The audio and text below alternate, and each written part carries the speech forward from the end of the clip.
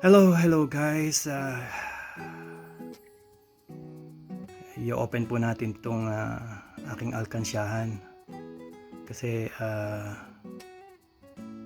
papandagdag po natin na donation sa nakakalungkot kasi napakaraming nasalanta ng bagyo sa atin sa Pilipinas.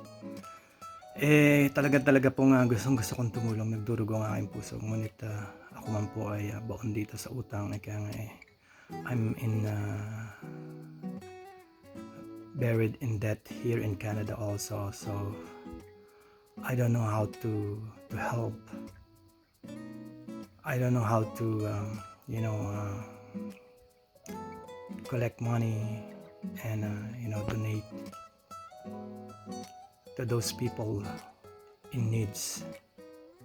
Ito po ang aking naisip. Buksan ko po tong alkansya ko at magbebenta po ako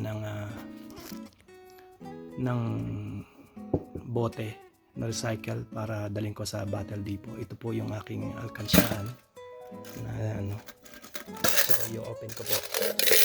Not much guys, pero siguro worth ito ay meron siguro to 25 kana $30 din to. Wala nun. 1, 2, 3. How much this? Wala pala. Well anyway guys, pandadagdag ko po ito sa bote mamaya na aking maibebenta. Not much guys, pero pagka napagsama ko po ito worth siguro $1,000 din. Tingnan natin guys. Bebenta ko yung bote mamaya and let's see what's gonna happen. Hi guys, nakakalungkot. Sorry sa unang bukas, nakakalungkot talaga. Well anyway, good afternoon here in Canada. Good morning dyan sa Pilipinas. Alam ko napakaraming sakuna, flooded na nangyari dyan sa Pilipinas. Maraming na biktima. Ganun din here sa Canada guys. We have wildfire, 200 wildfire ongoing, and then half of it is like under control. So all the whole week guys panay smoke dito sa city. Really bad yung hindi maganda yung usok, hindi maganda sa kalusugan and everything. Zero, maraming places is zero visibility. I know guys, dyan sa Pilipinas ay napakarami rin trouble, napakaraming nabiktima ng mga baha, and I am so sad actually guys, kasi hindi ko alam kung paano tutulong. Financially ako din in debt here in Canada, so limited lang ang pwede kong gawin guys. Ang naisipan ko, buksan ko ang aking alkansya, binuksan ko kanina, and then magbebenta po tayo ng bote ngayon na naipon namin na recycle, na naipon namin dito sa storage ko. So ito guys ay maliit na halaga, pero kasi marami akong tilulungan din under the radar guys. Hindi ko sinasabi kahit hindi pa ako kumikita sa YouTube guys. Hindi ko sinasabi or hindi ko pinapaalam kung kahit kanina na marami akong tinutulungan na paunti-unti guys, kasi hindi rin naman sasapat ang aking kinikita. Ako ay nagtatrabaho sa UPS ng 5 hours lang a day, so I'm still looking for a full-time job sa araw, but hanggang ngayon ay hindi pa rin naman ako nakakapagsimula sa kung saan man pwede ako mag-start ulit ng full-time job. So I'm still working sa UPS 5 hours in a day. So guys, I know na hindi naman ako pwedeng tumulong ng sagad na sagad kasi ang dami ko rin binabayarang utang. So gagawa na lang ako ng paraan. Itong aking bote ibebenta ko. Hindi ko alam kung magkano to. Let's find out guys kung magkano ang bote. Ang alkansya ko pero binuksan ko kanina, siguro worth $20 siguro, maybe less, pero gagawin ko na rin $20 kung less man yon. At ang bote kung magkano man ito guys, dadagdagan ko na lang. At alam ko guys na napakaliit nito, wala man lang akong maitutulong dito, kahit ito ay tuldok lang or isang tuldok lang sa napakalaking problema na kinakaharap ng Pilipinas or ng ating mga kababayang na biktima ng baha.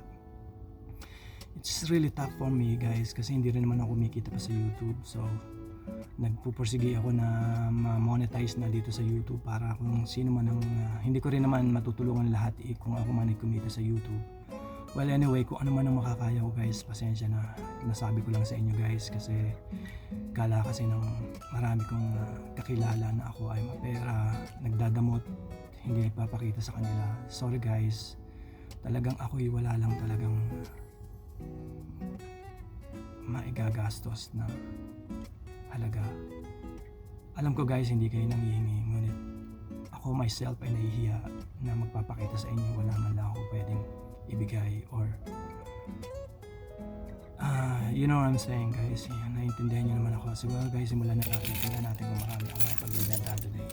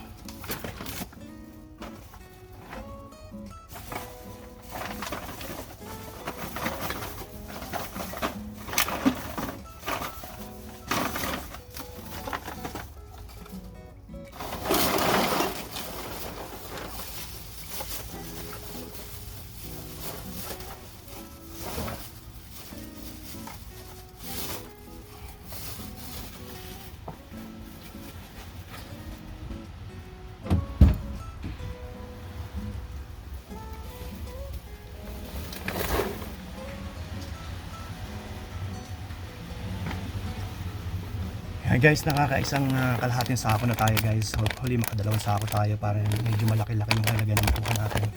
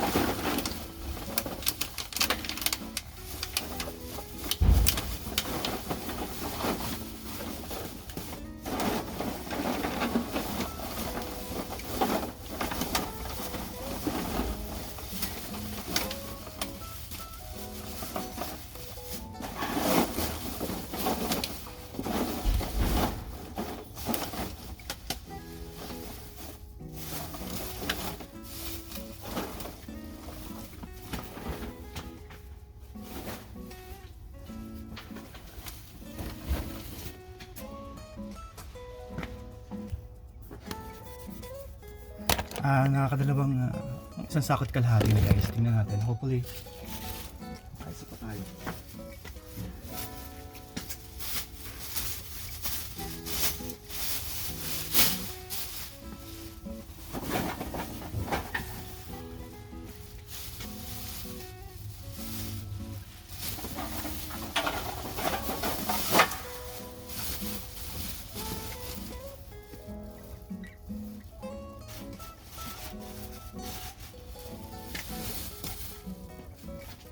So guys, this is in the last one. Ito yung last one.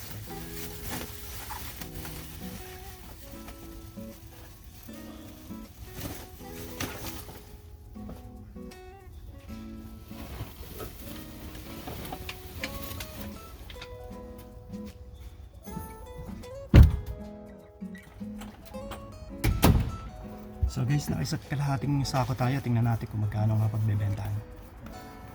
Hopefully malaki-laki. Hindi naman malaki, tsak na mga worth at $15 siguro guys. Tingnan natin.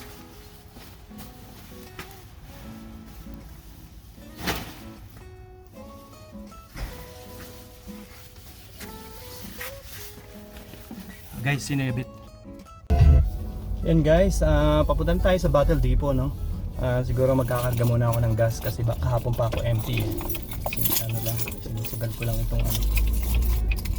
Babaka sakali ako umabot pa sa ano eh.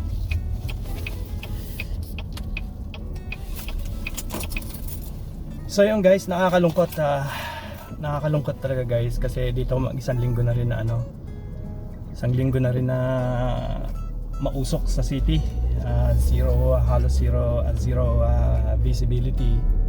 So napakaraming pagsubok ng ating mga lugar. Ngayon naman na nag-uulan, medyo cleared na ang ang weather, ang usok. So pero ganun pa rin guys. Ano pa rin? May mga wildfire pa rin, sana matapos na, pero alam ko yan kasi ang wildfire nagsisimula ng January kasi very dry, walang masyadong snow. So parts of BC and Alberta is burning, lots of land of forest is burning right now. So guys, nakakalungkot nga kasi dyan din sa Pilipinas flood naman ang may mga may kaibigan tayong nawala ng bahay. Yan ang ating tutulungan okay naman sila siguro, salamat sa Diyos at hindi naman na yung bahay nila, pero nasaktan din, pero hopefully guys nasa mabuti na silang kalagayan ngayon. Ayun nga, talagang ako'y talagang hirap din tayo guys. May mga tinulungan tayong nakaraang araw pero maliit na halaga lang. At yun lang naman ang ating kaya talaga. And under the radar kasi ayoko naman din yan sabihin. So yun nga sana plano ko guys. Sana maging sustainable tayo kahit papaano dito sa ating munting channel, no? Kung sustainable tayo guys, paunti-unti may matutulungan tayo. Yun naman ang aking pangarap talaga, ang makatulong. So guys, or sa mga YouTuber dyan sa Pilipinas, sa mga vlogger, kung saan man kayo nandoon, sana po ay magkaisa-isa tayo at tulungan natin ang nangangailangan sa mga oras na to. Talaga naman ang napakaraming biktima ng baha. Umaapila po ako sa inyo guys, pagsamasamahin po natin yung maliliit nating tulong. Ito pong aking makukolekta sa pagbebenta ng bote. Ito at saka yung aking alkansyahan guys ating binuksan kanina, ay makakatulong din yun kahit napakaliit na halaga. Pero kung magtutulong-tulong tayo guys, kaya natin to. Kaya guys, samahan nyo ako sa pagtulong o magkolekta or makaipon tayo na sapat na halaga para sa mga taong nangangailangan talaga. Nangangailangan ng ating tulong. So sa mga vloggers na talaga namang monetize na at sa mga handang tumulong guys, ay mag-message lang o mag-message lang tayo sa isa. Sana po ay marami tayong maabutan ng tulong. Sadyang napakahirap guys sa oras ng ganitong kalamidad. May mga panahon tayong ay kailangan natin talaga tang isang isa. Pero meron nga na sa lahat naman ng panahon ay kailangan natin ng isa't isa. Pero ito yung panahon na talagang matinding natin. Kailangan natin isa't isa. Ang mga kababayan natin ngayon ay nasa mahirap na kalagayan dahil nga sa mga pagbaha sa Metro Manila at sa ibang parte ng bansa. Ito nga yung kaibigan ko ay nawala ng bahay. At salamat sa Diyos, okay naman sila. Nasugatan nga lang yung anak niya. So guys, ito yung aking plano. Sana makatulong kahit kaunti. At guys, sa mga taong umuwi ako last time guys, marami akong hindi na-meet nga kasi nga wala naman akong sapat na budget dahil marami akong pinaggastusan.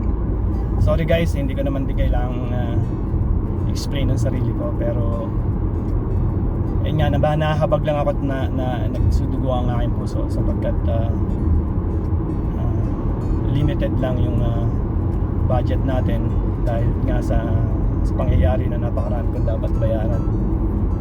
dapat bayaran sa Canadian Revenue, sa bangko, yung loan ko sa car and everything. Kaya yun din ang naging dahilan ng aking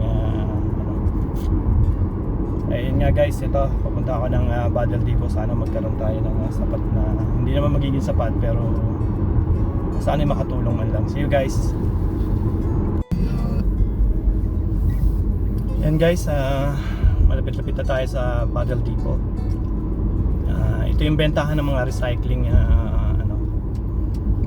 recycling depot ang tawag dito, ng mga bote ng soft drinks, coke and can, yung mga ganong recyclable materials na kanilang, hindi ito yung mga bakal na recycle, only beverage, yung mga ganon, or milk, lahat ng mga beverage na drinks. Ayan, ito Battle Depot ang tawag. So dito tayo guys. Oh, ayan, sakto, walang masyado tao. Ayan guys, ayan, dito tayo guys pupunta. So tatabi natin dito guys, hopefully ayan. Hindi ko alam kung guys pwede magkuha sa loob eh. Ito guys yung nakolekta natin, siguro mga isang sako rin na to ng palay. Tingnan natin kung magkano. Ito guys yung mga mga bote na pwedeng i-recycle. Yan, nasa taas. Tapos dito yung mga juices. Ito lahat sila. Ito lahat yung mga beverage na container. Ito yung mga recyclable.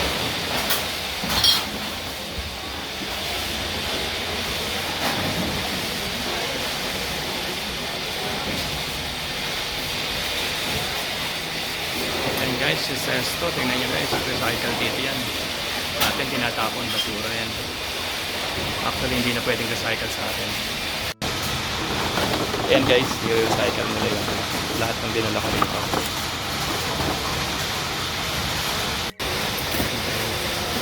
Yung computer, nagbibilang. Binibilang nila tapos yung ipapit.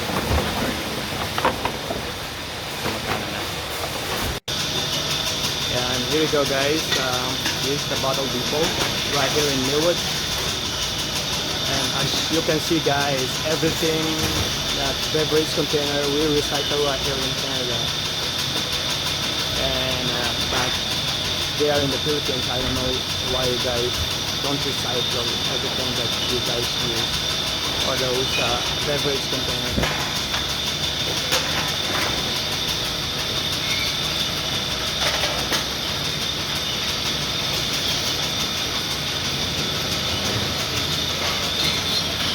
Look at it guys, it's beautiful. It's automated actually.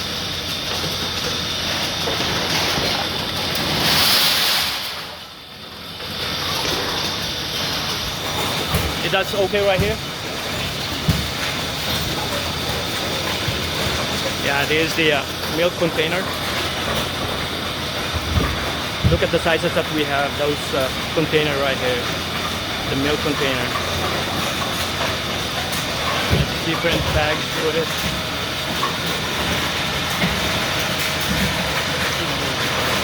Oh, thank you.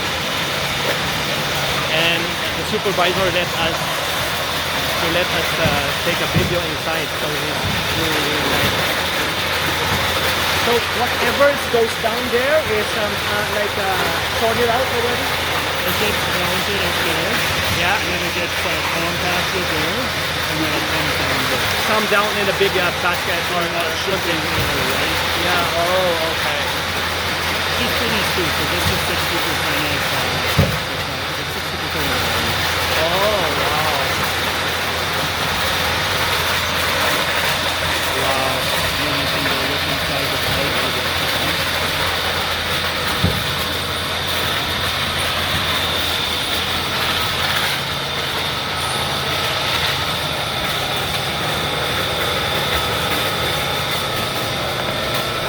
Oh, look at that, guys.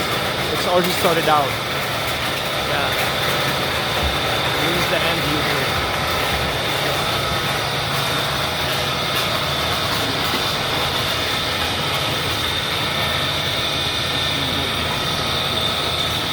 that okay to go around right there?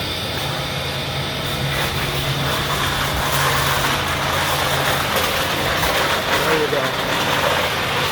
Wow, look at that, guys. Ayan siya. Oh, it's automatic. Kaya guys, ito, ayan, nakita niya guys, pipiin na lahat. Ito nire-recycle. So dito nila recycle lang. Oh, okay. Yeah, yeah. And how about this one? This one is gonna be, you guys gonna be processed then too? No, this is because the machine was broken. Oh, they put it all right here. Look at this, guys. Oh. Overflow. Yeah, yeah. Look at this. Tingnan nyo to, guys. Ito yung sinasabi ko sa inyo. Sa atin yung tinatapon. Dito lahat, guys, yun na yan. Pipigayan para maging pera. Binenta ko dito. Yung napinita ko is 15 bucks. Ayan, bibili ko dito. Dito ang proseso na lang dito.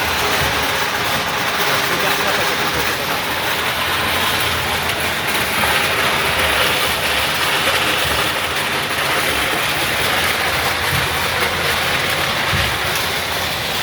This is the one that they recycle.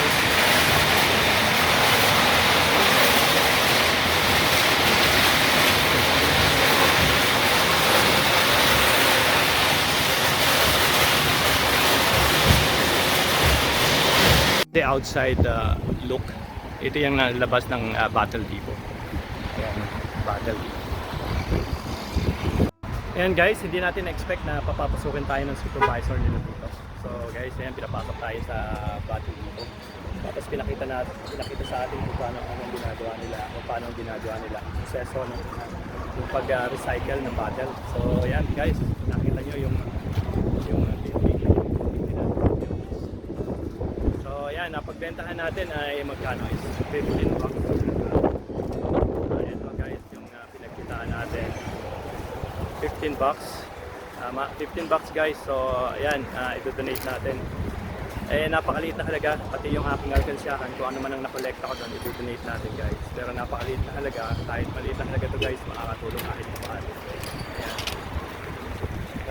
Ito guys, ang maliit na halaga na nakuha natin sa Battle Depot. Napakabait ng supervisor guys, yung sa Millwood sa Battle Depot kasi pinapasok tayo. Hindi natin in-expect na papapasukin tayo sa yan, nakita nyo guys, computerized siya, yung pinakita ko sa inyo kanina. Binibilang nila tapos nilalagay nyo sa computer. So guys, ayan, papunta na tayo sa ano, magpapagasolin naman tayo ngayon. So mamaya i-collect natin yung pera, sabihin natin kung magkano ang natin. At ayan guys, pinakita sa atin yung loob.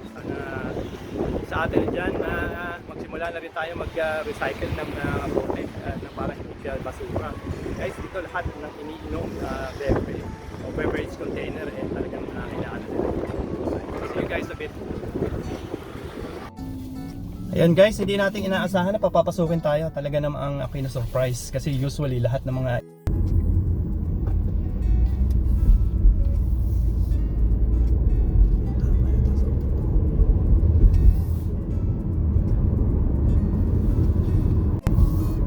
ay, salamat po at